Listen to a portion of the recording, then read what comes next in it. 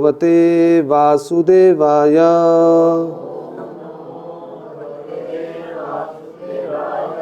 ओम नमो भगवते वासुदेवाय। ओम नमो भगवते वासुदेवाय। नारायणं नमस्कृत्यं नरं चैव नरोत्तमं देवीं सरस्वतीं व्यासं ततो जयमुदीरये। नष्टप्रायेषु अभद्रेषु नित्यं भागवत सेवया भगवतीरुत्तमश्लोके भक्तिर्भवति नैष्ठिकी। हरे कृष्णा। तो सर्वप्रथम आज की इस सायंकालीन हिंदी भगवद गीता कक्षा में यहाँ पर उपस्थित समस्त वैष्णव और सम्माननीय वैष्णवी मातृवृंद की मैं उनके चरण में मेरा प्रणति निवेदन करता हूँ और आप सभी के कृपा और आशीर्वाद भिक्षा करता हूँ कि इस गीता मैराथन के इस जो ये चल रहा है तो भगवद गीता के ऊपर हम आज का जो श्लोक हमें बताया गया है बोलने के लिए, ये ऑलमोस्ट 10वें अध्याय का आखिरी 41-42 दो श्लोक और है, तो इसके ऊपर हम कुछ चर्चा करने जा रहे हैं। अगर इसमें कोई त्रुटि या दोष हो आप इसको क्षमा कर दीजिएगा। और बहुत ज़्यादा अच्छा तैयारी के लिए समय भी नहीं मिला था तो थोड़ा बहुत कमी भी हो सकता है किताब। तो आज हम भगवद गीता के 10वां अध्याय जिसका शीर्षक है भगवान की ऐश्वर्य अर्थात विभूति योग, इसी क्रम में हम पाठ करने जा रहे हैं श्लोक नंबर 41। आप जो है कृपया मेरे पीछे इस श्लोक को दोहराइएगा। जद जद विभूति मत्सत्वं श्रीमद् ऊर्जितम् एव वा तत्तद् एवावगच्छत्वं मम तेजं ससंभवम्। जद जद विभूति मत्सत्वं श्रीमद् ऊर्जितम् एव वा तत्तद् एवावगच्छत्वं मम तेजं ससंभवम्। जद जद विभूति मत्सत्वं श्रीमद् ऊर्जितम् एव वा तत्तद् एवावगच्छत्वं मम तेजं ससंभवम्। शब्दार्थ जत जत जो जो विभूति ऐश्वर्य मत युक्त सत्वम अस्तित्व श्रीमत सुंदर ऊर्जितम तेजस्वी एव निश्चय ही बा अथवा तत्तत् वे वे एव निश्चय ही अवगच्छ जानो त्वम तुम मम मेरे तेजः तेज का अंश भाग अंश से संभवम उत्पन्न। इस श्लोक का अनुवाद और तात्पर्य जगतगुरु अभय चरणारविंद भक्ति वेदांत स्वामी शिल प्रभुपाद के द्वारा। शिल प्रभुपाद की तुम जान लो कि सारा ऐश्वर्य सौंदर्य तथा तेजस्वी सृष्टियाँ मेरे तेज की एक स्फुलिंग मात्र से उद्भूत है। तात्पर्य किसी भी जैसे तेजस्वी या सुंदर सृष्टि को चाहे वह अध्यात्म जगत में हो या इस जगत में हो, कृष्ण की विभूति का अंश रूप ही मानना चाहिए। किसी भी अलौकिक तेजयुक्त वस्तु को कृष्ण की विभूति समझना चाहिए। ओम अज्ञानतिमिरन्धस्य ज्ञानाञ्जनशलाकया चक्षुरुन्मीलितं येन तस्मै श्रीगुरवे नमः। श्रीचैतन्यमनोभीष्टं स्थापितं येन भूतले स्वयं रूपः कदा मह्यं ददाति स्वपदान्तिकं। वन्देऽहं श्रीगुरुश्रीयुतपदकमलं श्रीगुरून् वैष्णवंश श्रीरूपं साग्रजातं सहगण रघुनाथान्वितं तं सजीवं साद्वैतं सावधूतं परिजनसहितं कृष्णचैतन्यदेवं श्रीराधाकृष्णपादान् सहगण ललिता श्रीविशाखान्वितं स। हे कृष्ण करुणा सिंधु दीनबंधु जगतपते गोपेश गोपीकांत राधाकांत नमस्तुते। तप्त कंचन गौरांगी राधे वृंदावनेश्वरी मुसभानुसुते देवी प्रणमामि हरिप्रिये। वाञ्छाकल्पतरुभ्यश्च कृपा सिन्धुभ्य एव च पतितनं पावनेभ्यो वैष्णवेभ्यो नमो नमः।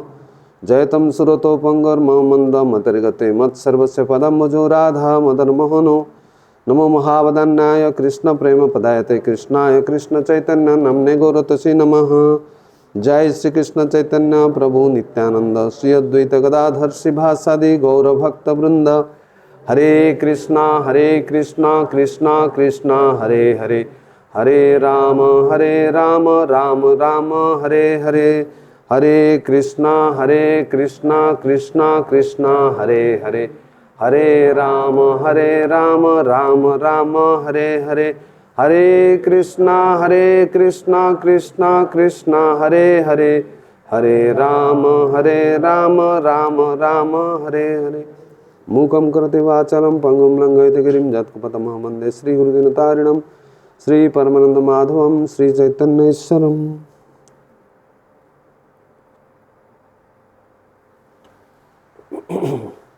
भगवद गीता की आज के श्लोक में हम सुनने जा रहे हैं और चर्चा करने जा रहे हैं कि किस प्रकार भगवान कृष्ण ने अभी तक 40 श्लोक में 19 से लेकर 40 श्लोक तक भगवान ने क्या किया है। जितने भी उनका जो सब अलग अलग ऐश्वर्य था विभूति के बारे में एक एक करके बोला है।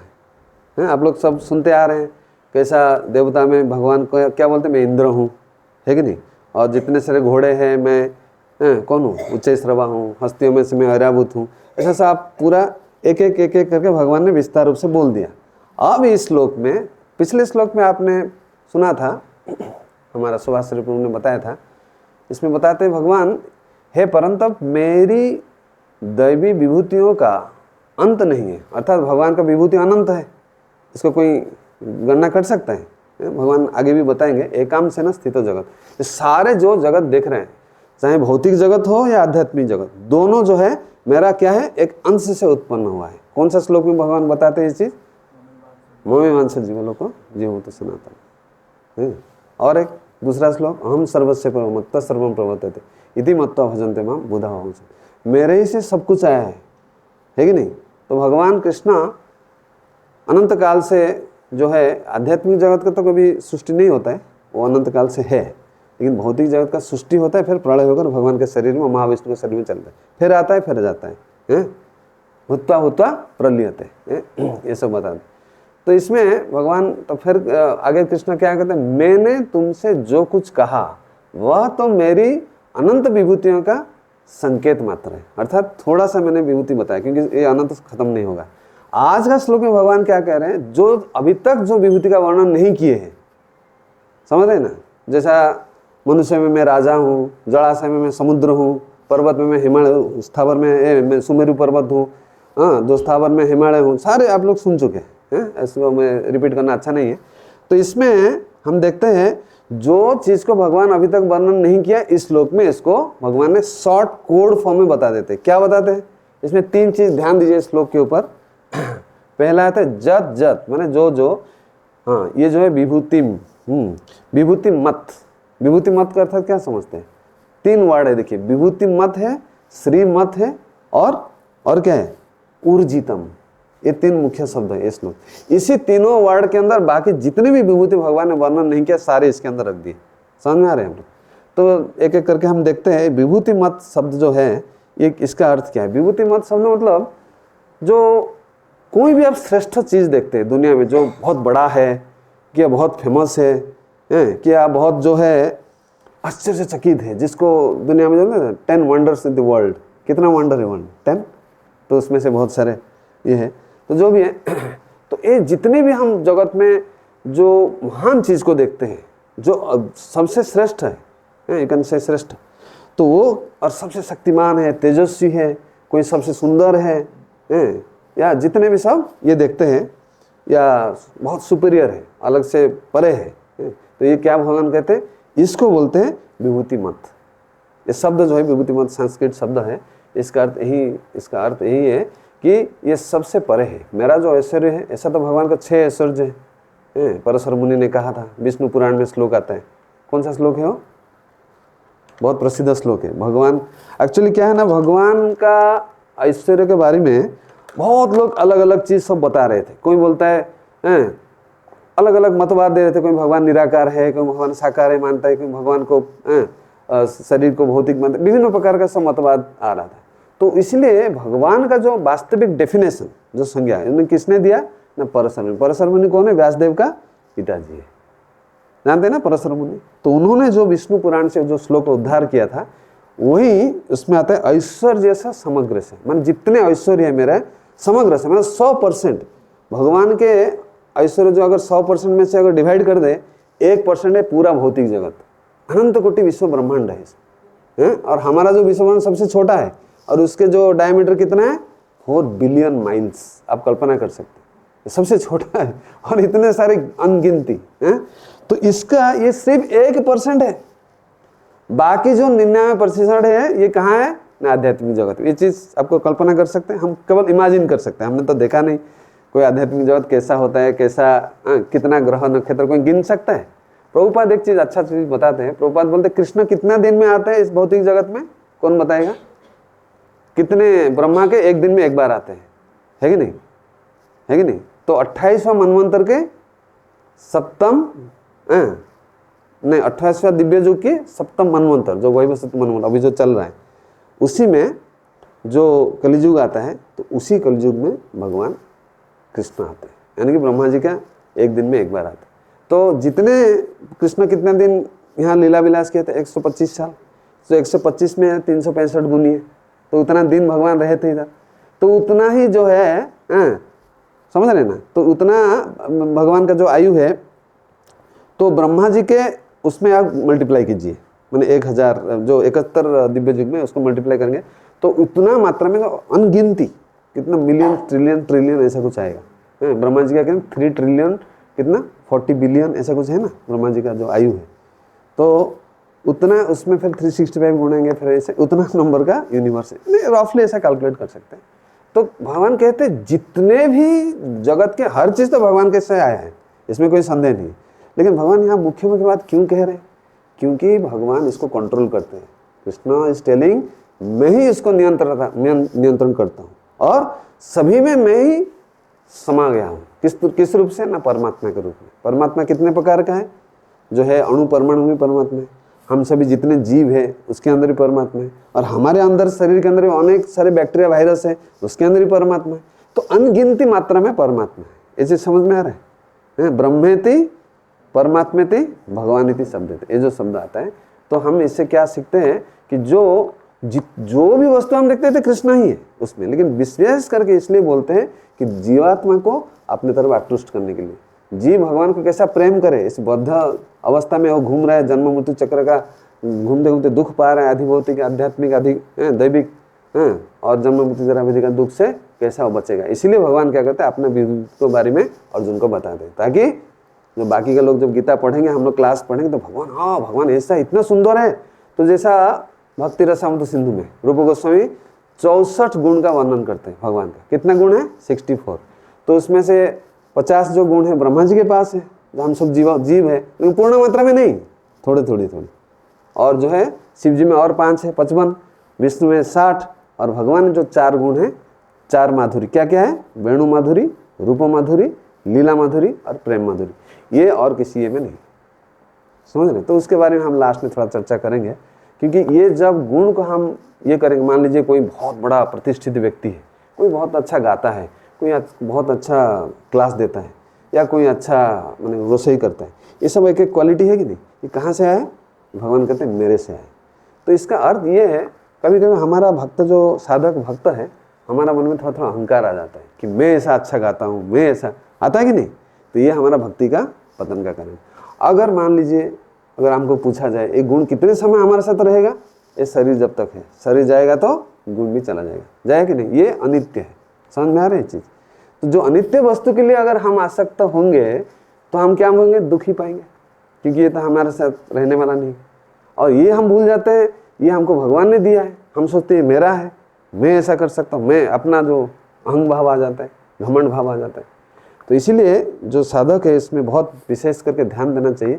जब हम ये सोचेंगे, मान लीजिए मेरे पास वो कला नहीं है, मान लीजिए गाड़ी चलाना मुझे को नहीं आता है या तैरना नहीं आता है, लेकिन दूसरे को अच्छे से आता है, हम क्या सोचेंगे? हम क्या, वो अच्छा से ये करता, हम क्यों नहीं? तो ईर्षा होता है कि नहीं? तो ईर्षा है कहता हम बहुत हम नहीं जा पाएंगे, हम इसी भौतिक जगत में जन्म मृत्यु के चक्कर में घूमना पड़ेगा। तो इसीलिए हमें क्या करना चाहिए कि हम अगर वो देखेंगे जितने भी ऐश्वर्य का भगवान वर्णन किए, और इस जो श्लोक में जो तीन मुख्य बात के हैं भगवान जो है, ये कहा गया है श्रीमत। श्रीमत में बहुत सुंदर है और बहुत धनवान है। श्री अर्थात धन, श्री अर्थात सौंदर्य, है कि नहीं? तो ये भी जो भगवान कहते हैं ये भी मेरे से है, मेरे से अलग नहीं। और भूत, वर्तमान और भविष्य में जो कुछ है, जो कुछ रहे था और जो आने वाला है, ये सब मेरे। तीनों लोग मैंने तीनों काल का भगवान वर्णन कर लिया इस श्लोक में। तो इस प्रकार हम देखते हैं ऊर्जितम। ऊर्जितम शब्द जो आता है, मैं पहले इसको बोल देता हूँ, बाद में वो जो श्लोक परसर मुनि का मैं इसको विश्लेषण करूंगा। ऊर्जितम अर्थात होता है ऊर्जा व्रत। आप लोगों ने अभी कार्तिक व्रत गया, ऊर्जा का अर्थात क्या होता है? पावर, शक्ति, फोर्स। इंग्लिश में अलग अलग ये में बताते हैं, है कि नहीं?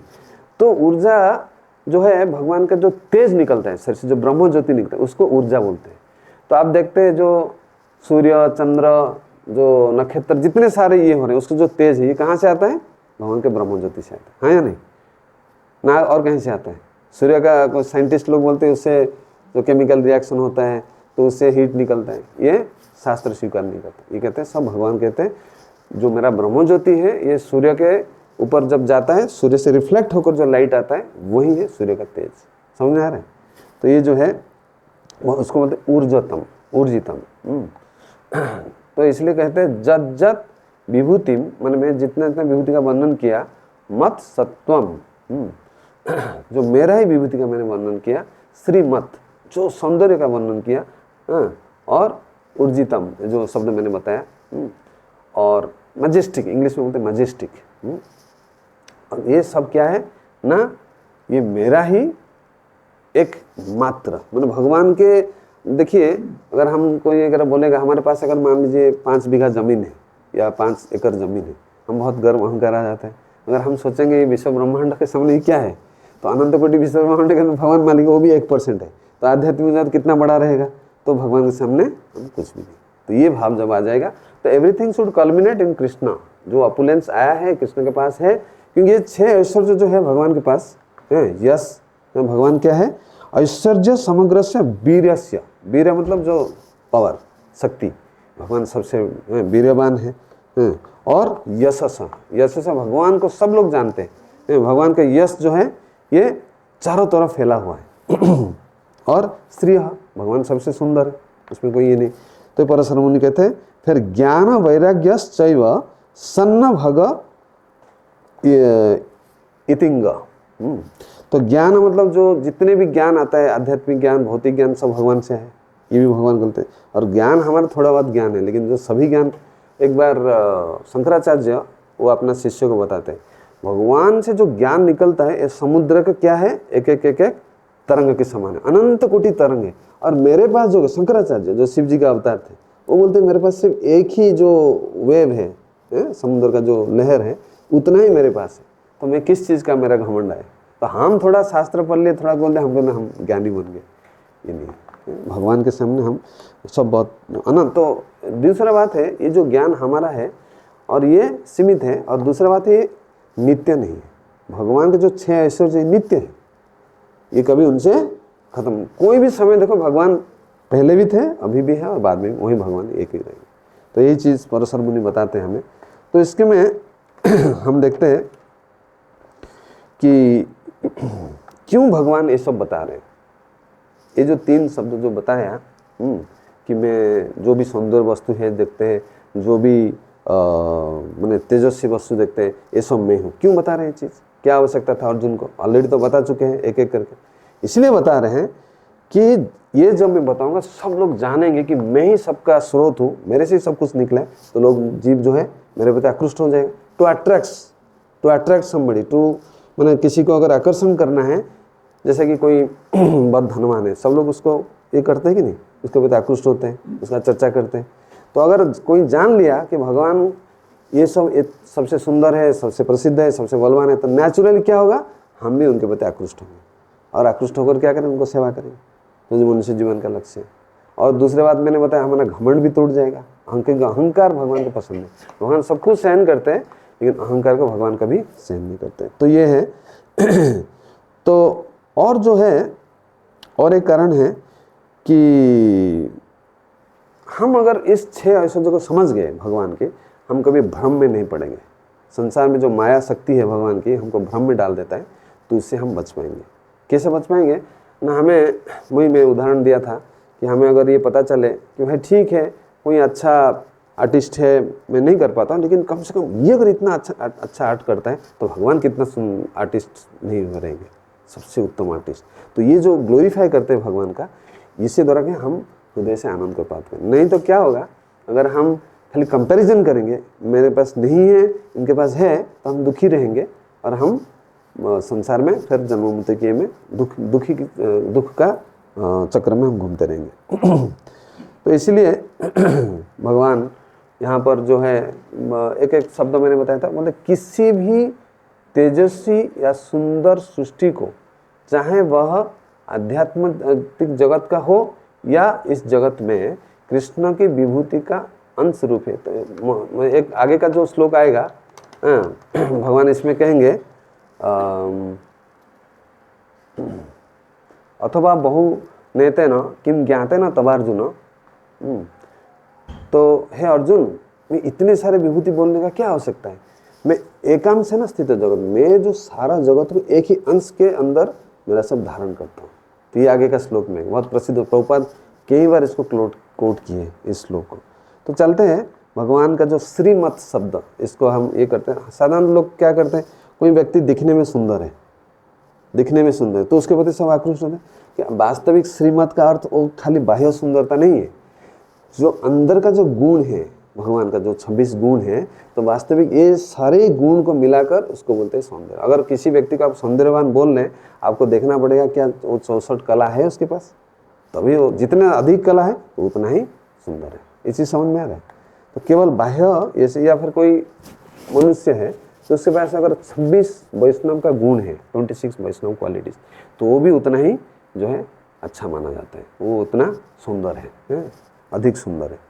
जैसा ब्रह्म संहिता में कहा गया, वेणुम कोनंतम अरविंद दलायक्षम बरहावतम सम असितम मुंद सुंदरंगम कंदर्पकोटि कमनीय विशेष शोभम गोविंदम आदि पुरुषम तमहम भजामि। कहा गया कि नहीं। तो वेणुम कोनंतम, जो वंशी वादन करते भगवान बहुत सुंदर लगते हैं, जो द्विभुज, वेणु, मुरली, 3 नाम है उनका। तो जो है वेणु कोनंतम, जो हाथ में वेणु धारण किए हुए, और अरविंद दलाक्ष, अरविंद मतलब लोटस, पद्म फूल, दलाय अक्षम, जिनका आंख जो है पद्म फूल का पंखुड़ा के तरफ है, इसके तरफ समान है। और बरहा मतलब क्या है, मोर। बरहावतसम मतलब जो जैसे हम अलंकार धारण करते हैं शरीर में, व्यक्ति सुंदर लगता है, तो भगवान का अलंकार क्या है, अपना माथा में क्या धारण करते हैं, मोर पंख। इसी के कहा गया है बरहावतसम। असिताम्बुद, अम्बुद मीन्स जो बादल है, जो पानी, जो घनी बादल, जो ब्लू नीला रंग का जो बादल होती है उसको असिताम्बुद कहा गया। तो वो जो है वो इतने सुंदर है, भगवान का शरीर का है, सुंदर अंगम, भगवान का शरीर जो सुंदर अंग है उनका रंग क्या है, असिताम्बुद, यानी कि ब्लू क्लाउड के समान। फिर जैसे आप लोग जानते हैं कंदर्प, कंदर्प जो है ये कामदेव को बोलते हैं। देवता में से सबसे सुंदर कौन है, कामदेव है। इनको शरीर इतने आकर्षक है, तो कोटि कामदेव अगर भगवान के सामने आएंगे तो फेल मार जाएंगे। तो ऐसा उनका जो है एकदम फीका पड़ जाएगा। आप लोग जानते हैं द्वादश स्कंद में आता है, तो इंद्र ने भेजा था ना कामदेव को कि जाकर ये जो नर नारायण ऋषि तपस्या कर रहे थे तो उनका तपस्या को तुम जाके भंग करो। तो क्या हुआ, कामदेव का क्या हालत हुआ, जब आए तो नारायण जो थे उनके शरीर से अनंत कोटि परम सौंदर्य जो है उनको प्रकट किया था, और उर्वशी भी प्रकट हुए थे उनको उरु से, है कि नहीं। तो उनको देखकर कामदेव क्या हुआ, भाग गए वहाँ से। कई बार हमारा बराह घाट में भी एक लीला हुआ था, जहाँ पर आप देखें थोड़ा आगे जाएंगे मदन टेर, वहाँ पे भी ऐसे ही भगवान कामदेव जो है उसको इतनी हालत बुरा की थी, वो बेचारा कष्ट पाते पाते भगवान का चरण में जो शरणागत हुआ, तब जाकर भगवान ने उसको, अनेक लीलाएँ हैं ऐसा कामदेव। तो इसलिए मतलब कंदर्प कोटि, और कोटि कोटि कामदेव अगर आते हैं तो भी भगवान के सामने वो फीका पड़ जाएंगे, मैंने फेल मार जाएंगे। कमनीय मतलब बहुत सुंदर, आकर्षक, चार्मिंग। विशेष शोभम, हाँ ये विशेष जो है स्पेशल, विशेष में कुछ विशेष रूप से ये शोभ्यमान है, उन गोविंद पुरुषों को मैं भजन करता हूँ। समय अभी 15 मिनट बाकी है। फिर कहते हैं आलोल चंद्रक लसत बनमाला बंसी। आलोल मतलब जो धुन स्विंगिंग जो बोलते हैं ना, झूलता रहता है। क्या झूलता रहता है ना, भगवान के जो ये धारण करते हैं लॉकेट, जो हार में लॉकेट रहता है ना, वो यह क्या लसत मतलब बहुत सुंदर। हम दामोदर अष्टक गाते हैं लसत कुंडलम, भगवान को जो ईयर रिंग बहुत सुंदर है। ये क्या है ना, वनमाला, जो वैजयंती माला भगवान धारण करते हैं, इस वैजयंती माला वो झुलायमान अवस्था में रहता है, और हाथ में बंसी धारण की। बंसी रत्नांगदम, रत्नांगदम मतलब जो है अपना सुसज्जित, उनका शरीर जो है विभिन्न रत्न से सुसज्जित है भगवान का। रत्नांगदम प्रणय केलिकाल विलासम, प्रणय मतलब भगवान का जो प्रेम, प्रणय मतलब प्रेम, और केलिकाला मतलब जो लीला, भगवान के तरह तरह का लीला, ये विलासम, विलासम ये जो है प्रकाश करते हैं। श्यामम त्रिभंग ललितम नियत प्रकाशम, श्यामम, श्याम सुंदर को जो है श्यामम बोलते हैं, और त्रिभंग ललित भगवान का 3 बैंड है, आप जानते हैं, चरण में और वक्षस्थल में और उनका माथा में। तो ये जो बहुत ही ये इतना आकर्षक है, ये भगवान का रूप का वर्णन ब्रह्म संहिता में ब्रह्मा जी देखते हैं। तो ये क्या है ना, नित्य प्रकाशित है, ये नित्य प्रकाशित है, उन गोविंद देव को मैं पूजा करता हूँ। इस प्रकार बहुत सारे वर्णन आता है। तो आप लोग जानते हैं भगवान के, हम जो भी वस्तु देखते हैं, एक बार ऐसा कथा प्रसंग है, तो भृगु ऋषि जो थे वो एक सभा में बैठे थे, सारे देवता लोग और ऋषि मुनि ऋषि जो बैठे थे, तो बोले कि कौन इस जगत में श्रेष्ठ है। आप लोग इसमें प्रसिद्ध कहानी, तो सबने बोला ब्रह्मा जी, विष्णु और शिव, तीनों में से कौन श्रेष्ठ है, कौन भगवान का वास्तविक जो है लायक है। तो इसके लिए पहले भृगु मुनि कहाँ चले गए, ब्रह्मा जी के पास गए, जिनके पिता थे। तो उनको देखकर प्रणाम भी नहीं किए। तो ब्रह्मा जी ये देखे तो अरे ये मुझे अपमान कर रहे हैं, तो मन में उनको क्रोध आ गया, उनको पुत्र होकर ये तो मेरा तिरस्कार कर रहे हैं।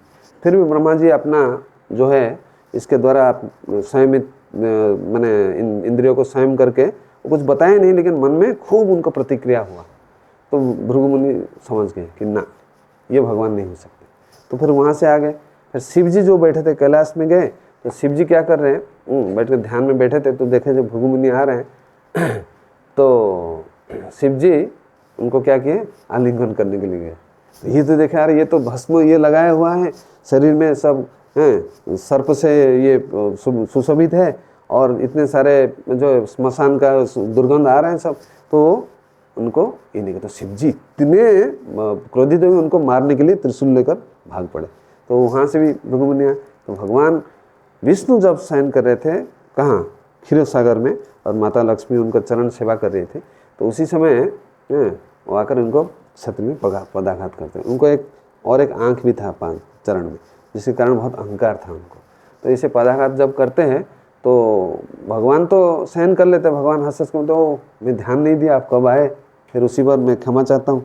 तो ये करके जब लक्ष्मी जी को बड़ा क्रोध आया, तभी से क्या उन्होंने श्राप दिया, सभी जो ब्राह्मण लोग हैं तुम लोग दरिद्र हो जाओगे, मैं तुम्हारा घर में नहीं रहूँगा। तो इस प्रकार तो निर्णय ये हुआ, जो भृगु ऋषि ने कहा कि ये भगवान विष्णु ही वास्तविक भगवान हैं। तो इस प्रकार हम देखते हैं जितने भी भगवान का अलग अलग अवतार है। वामन देव जब जा रहे बलि महाराज के उस ये में यज्ञशाला में, तो उनके शरीर से तेज निकल रहे हैं, जैसा लग रहा है कोई सूर्यदेव अंदर ऐसा वहाँ तक चल के आ रहे हैं करके हैं। तो इसी प्रकार ये जितने भी भगवान का अलग अलग ये है, तो भगवान कृष्ण बोलते सब मेरे से है, क्योंकि कृष्ण से बलराम जी आते हैं, बलराम से प्रथम चतुर्व्यूह संकर्षण प्रद्युम्न वासुदेव अनिरुद्ध, फिर उनसे द्वितीय चतुर्व्यूह जो सब नारायण आते हैं, तो द्वितीय चतुर्व्यूह आते हैं, वो भी वासुदेव संकर्षण प्रद्युम्न अनिरुद्ध, ऐसा। फिर उनसे जो आते हैं 3 विष्णु आते हैं, महाविष्णु, गर्भोदक विष्णु, क्षीरोदक विष्णु। तो ऐसा ही ये जो विष्णु तत्व इसमें आता है। तो इसलिए भगवान कहते हैं इस श्लोक में तो मेरे जो भी संसार में जितने भी लोग को तुम देख रहे हो, जो भी कुछ अच्छा गुण संपन्न है, सब मेरे से आया है। तो हम चलते हैं भक्ति रसामृत सिंधु से, देखेंगे भगवान का जो क्या क्या ऐसा जो है जो संसार में हम देखते हैं। तो भगवान के 64 गुण तो संभव नहीं है, सिर्फ 10 मिनट बाकी है। तो आप लोग जानते हैं, एक बार महाराज क्लास दे रहे थे, एक श्लोक के द्वारा वो पूरा 64 एक करके एक श्लोक, संस्कृत श्लोक से महाराज बोल दिया। तो हमारा तो उतना वो है नहीं। तो भगवान सबसे अधिक सुंदर है, भगवान के एक एक अंग इतने सुंदर हैं। तो जैसा ब्रह्म संहिता में ब्रह्मा जी ने वर्णन किया, आपने सुना, तो उसका कोई भौतिक जगत में किसी भी चीज़ का कंपैरिजन, जैसा भगवान का ये है नाभि कमल, वो पद्म के साथ तुलना किया गया, भगवान का मुख कमल ये जो है कभी कभी चंद्रमा के साथ तुलना किया गया है। लेकिन वास्तविक चंद्रमा तो भौतिक है, भगवान का अर्थ ये नहीं कि वो चंद्रमा के समान है, नहीं, कोई भी भौतिक वस्तु भगवान के तुल्य नहीं, ठीक है ना। तो इसी प्रकार भगवान का जो 2 नेत्र है, वो भी 2 हाथ है और 2 चरण कमल है, ये सब जो है कमल के साथ तुलना किया गया। तो और भगवान के चरण में जो सब चिन्ह होता है ये बहुत ऑस्पिशियस यानी कि शुभ भी होता है।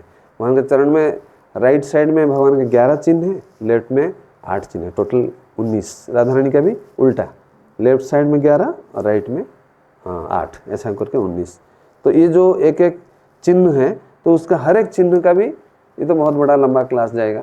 जैसा छतरी है, वज्र है, पताका है, एक रेखा है, और बार्ली कौन है, और शंख चक्र गदा पद्म है, और एक त्रिभुज है, ट्रायंगल, और सब स्वस्तिक चिन्ह है कि नहीं, जम्बू फल है, तो आकाश है। तो इस प्रकार बहुत सारे धनुष है, और तो इस प्रकार भगवान के जो एक एक चिन्ह है, तो इसको भी जो ध्यान करने से हम जब करते हैं, तो हमारा भी जो है भगवान के स्मरण करने का यही कला है। तो इससे भी हम भगवान का ध्यान कर पाएंगे, तो और हमारा जीवन भी जो अशुभ लक्षण सब ये कट जाएगा। विशेष करके जब भगवान का छत्री का चिंतन करेंगे, हमें कोई विपत्ति आता है तो हम छत्र के अंदर हम क्या करेंगे, आश्रय लेंगे। और भगवान जो अंकुश चिन्ह है, अंकुश चिन्ह करने से, जो स्मरण करने से क्या होता है, मन जो भटक रहा है जब के समय यहाँ वहाँ जा रहे हैं, तो वो क्या है, उससे केंद्रित हो जाता है, ठीक है। तो इस प्रकार, और भगवान के शरीर से जो तेज निकलता है, जिसमें से कहा गया है ऊर्जितम अर्थात भगवान के से ब्रह्म ज्योति से जब ये आ रहे हैं, तो जब भगवान चाणूर और मुष्टिक के साथ युद्ध करे थे, चाणूर के साथ कृष्ण और मुष्टिक के साथ बलराम, तो वो दोनों, भगवान का शरीर इतने सॉफ्ट था, वो दोनों जब ऐसा स्पर्श करे थे, ये इतने सॉफ्ट है, लेकिन उसका शरीर से जो तेज निकलता था, ये देखकर दोनों भयभीत हो गया कि ये इन दोनों को हम युद्ध में पराजित नहीं कर पाएंगे। तो ये जब मथुरा में जब रेसलिंग मैच हो रहा था, और भगवान भी इतने बलवान थे, तो उसके बारे में रूप गोस्वामी पाद लिखते हैं, जब उन्होंने अरिष्टासुर का वध किया, तो अरिष्टासुर का वर्णन आता है, वो इतने बड़ा विशाल शरीर था, उसका शरीर जो वज्र के समान था, वो आकाश तक उसका फैल रहा था। तो भगवान ने खेल खेल में उसका जो दोनों सींग को ऐसा घुमाकर उसका पटक कर मार दिए। तो ये इसको बोलते हैं इतने स्ट्रांग है भगवान, बलवान। और जो है भगवान जो है सत्यवादी है। सत्यवादी का 2 उदाहरण रूप गोस्वामी देते हैं कि जो अपना शत्रु को भी अपना सही चीज़ बता देता है। जैसे कि आप लोग जानते हैं जरासंध के साथ जब युद्ध करने गए थे, भीम गए थे, अर्जुन गए थे और कृष्ण गए थे, तीनों। तो इनके जो है ब्राह्मण के रूप में गए थे, लेकिन उनका शरीर में सब चिन्ह था, जो धनुष और तीर का, जो तुली का। तो जरासंध देखा तो ये तो तुम ब्राह्मण नहीं, तुम छल कर रहे हो, तुम सच में बताओ तुम कौन हो। तो कृष्ण साफ साफ बोल दिया कि मैं कृष्ण ही हूँ। तो इसलिए बोला कि नहीं, तुम्हारे साथ तो मैं युद्ध नहीं करूँगा, मैं अर्जुन और भीम में से भीम को चुना हूँ। तो ये एक सत्यवादिता का आता है। और फिर और एक सत्यवादिता का आता है, जब कुंती महारानी महाभारत युद्ध से पहले उन्होंने भी जब बहुत दुख कर रही थी और रोदन कर रही थी, तो उसी समय भगवान कृष्ण ने उनको वचन दिया था कि मैं संकल्प करता हूँ कि तुम्हारा जो 5 पुत्र है ये जीवित होकर महाभारत युद्ध से वापस आएंगे। तो वही सत्य हुआ। तो उसके बाद कुंती महारानी जाकर बोले कृष्ण को, देखिए आपके वजह से आपको वास्तविक सत्य संकल्प हो, आप जो बोलते, कृष्ण भक्त दोष सोचते हैं तो उनका शक्तियाँ सब क्रिया कर लेते हैं। तो एक उदाहरण दिया गया है। और कृष्ण जो बोलने में बहुत मधुर वचन बोलते हैं, तो उसके भी उदाहरण आता है। जो शत्रु है, जैसा कि आप लोग जानते हैं यहाँ कालिया दह में कालिया दहन हुआ था, भगवान ने कालिया दहन किया था। तो उसी समय कालियों को जो एक एक फना के ऊपर भगवान नृत्य कर रहे हैं, वो खून का उल्टी करने लगा, इतने कष्ट हुआ उसको। तो उसी समय जब कालिया पूरा निराश हो गया, एकदम शक्तिहीन होगा, मृत्यु के इस समय उसका पत्नी नागपत्नी लोग आकर प्रार्थना किया, तो भगवान उसको छोड़ दिए। छोड़ देने के बाद भी भगवान कहते हैं कि देखो मैं तुम्हें इतना कष्ट दिया, लेकिन तुम मुझे मेरे ऊपर असंतुष्ट मत होना। जो वाणी जो है भगवान को बोलने की, ऐसे कालियो पूरा शांत हो गया, उसको कुछ बोलने के लिए नहीं हुआ।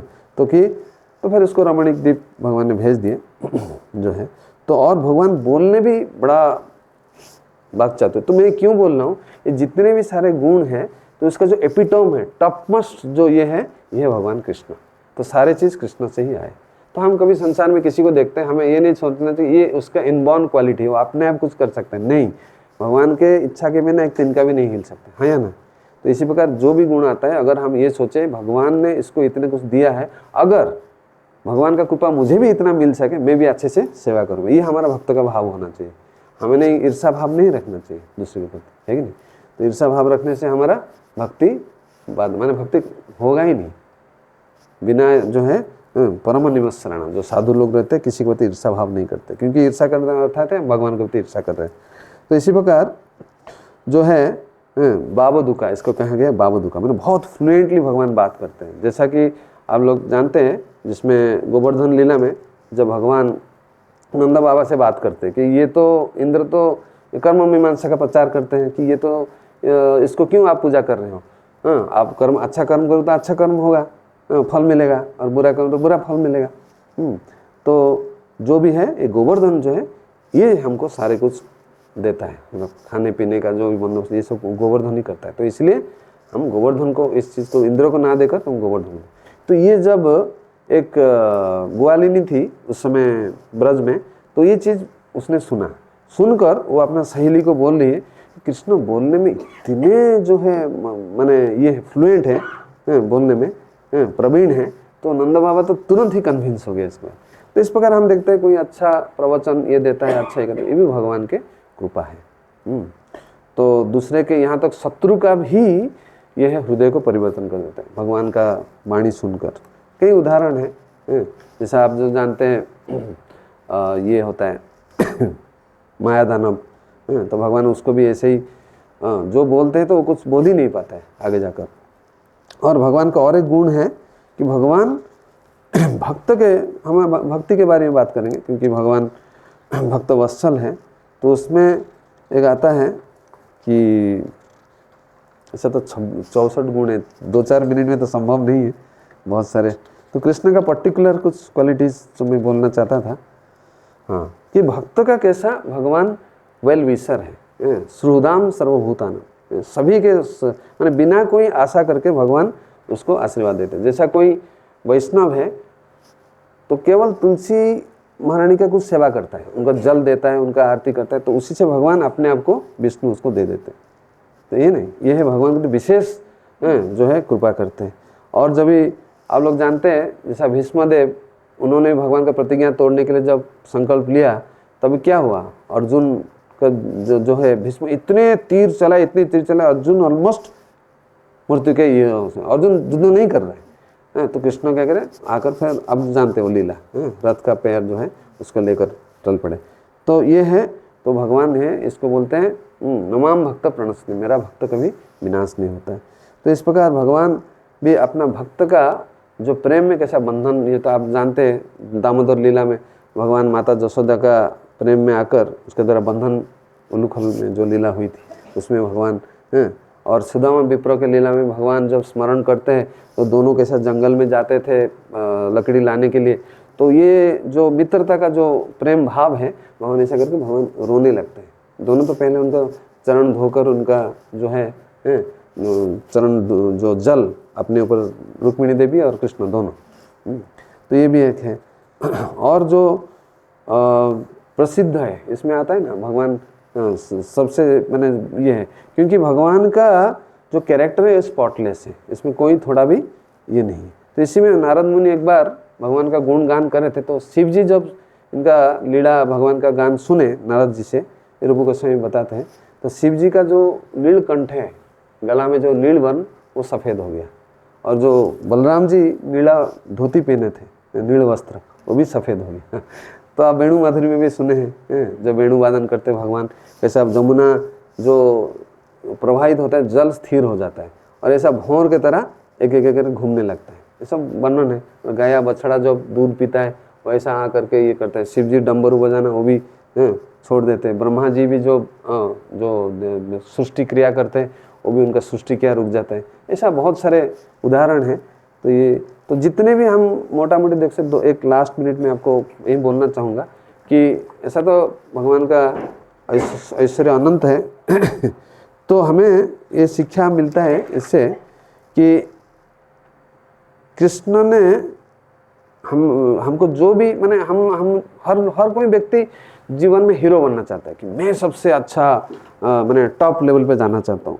इसके बदले अगर हम ये सोचेंगे कि नहीं मैं तो कुछ भी नहीं हूँ भगवान के सामने, मेरा तो मैंने आप उदाहरण दिया मैंने कि it is not like even समुद्र के लिए एक बूंद के समान हो मेरा जो गुण है, भगवान का अनंत गुण का अधिकारी है।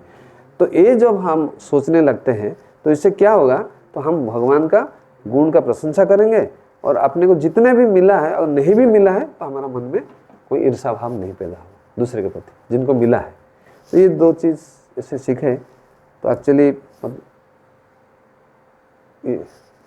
दूसरी वही चेंज की। तो इसी के साथ आगे का श्लोक में फिर भगवान बताएंगे मेरे इतने सारे ऐश्वर्य बोलने का कोई आवश्यकता नहीं है, जितने भी सारे मेरा अनंत ऐश्वर्य है मैं केवल एकांश न स्थित जगत, मेरे सारे जगत को एक अंश में धारण किया। ठीक है, तो आज हम जो चर्चा किए इस श्लोक में हमने दो चीज़ सीखे। हम जब भी कोई किसी में अच्छा गुण देखते हैं हमें किसको याद करना चाहिए, भगवान कृष्ण को याद करना चाहिए कि कृष्ण के वजह से कोई धनवान है, कृष्ण के वजह से कोई जो है ज्ञानवान है, कृष्ण के वजह से कोई सुखी है, कृष्ण के वजह से कृष्ण ने उसको इतना ऐश्वर्य दिया है क्योंकि उसने अच्छा कर्म किया है। हम अगर नहीं मिला है हमें कर्म फल का कारण हमें ये अच्छा चीज़ नहीं मिला है तो हम कोई अच्छा कर्म करें तो उससे क्या होगा ना, हमारा भक्ति भाव बढ़ेगा भगवान के प्रति। तो ये मुख्य बात है, इसमें ज़्यादा कुछ और कुछ ये नहीं था।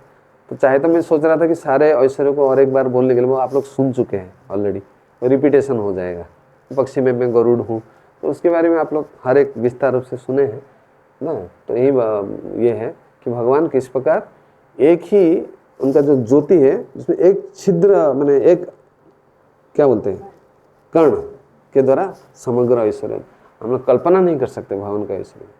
तो जो भक्ति करेगा उसको क्या नहीं मिलेगा, उसको जो भी इच्छा सारे पूर्ण हो जाएगा और जो नहीं भी चाहता था तो भगवान वो भी दे सकते हैं, है कि नहीं।